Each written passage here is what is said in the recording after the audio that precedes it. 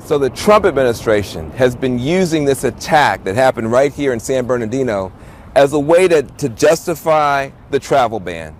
I wanted to be here. I want to understand, what do the people who were actually affected by it think about the whole thing? You could hear screaming and all of the gunshots. Sally Cardinale and Hal Hauser are survivors of the San Bernardino attack. He came in, started spraying from north side of the room down to the south side where the Christmas tree was, and he ran out of bullets right about the middle of the Christmas tree. He killed 3 guys to the left of the Christmas tree, but I was saved because he ran out of bullets and he was reloading. And at that point in time, I said, probably a good time to run. Your lives have been changed permanently, and the political environment seems to have also changed in a very, very major way. When you hear the new president talking about what happened here and calling for keeping certain countries out, does that strike you as good or bad? I disagree with it. Mentioning San Bernardino in that context as a justification, I feel like it doesn't really make any sense. Why not?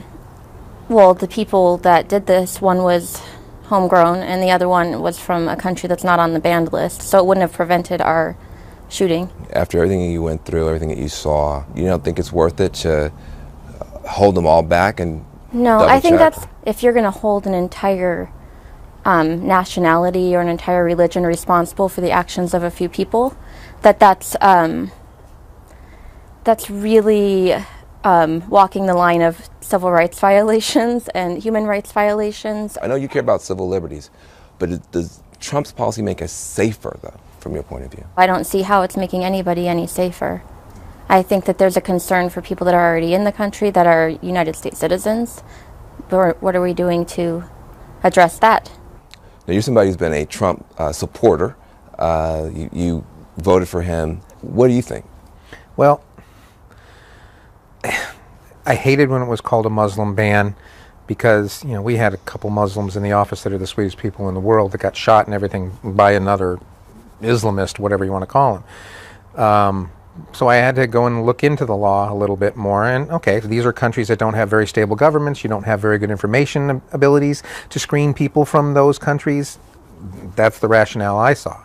Is there not a danger that by being this tough on these countries and maybe doing too much of a broad brush, could you wind up creating more terrorists? If that's the way it's trumped up by the ISIS people to use as a recruiting tool, it's very possible.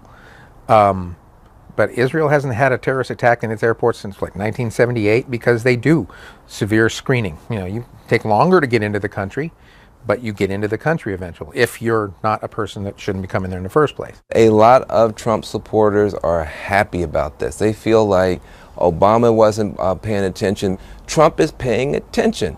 Is that a good thing? Even if he's maybe not getting it all right, is it a good thing that he's at least trying to do something? That seems to me to be appealing to the lowest common denominator, because those people that believe these countries are all inherently bad are outside the fringe of normal.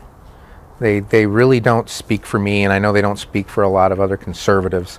Somebody asked me the other day, do you feel any safer because of the ban? No, I don't, because it would not have affected my situation one iota.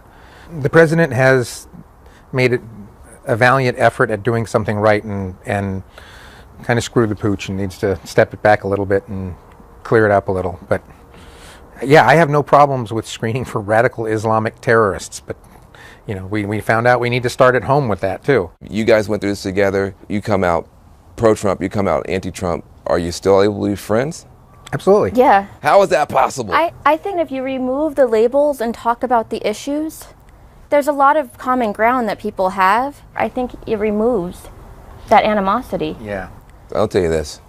If you guys can go through what you went through and have different political views but still find a way to take care of each other and support each other, the rest of the country has no excuse. And I hope that becomes a lesson out of San Bernardino. I hope so too.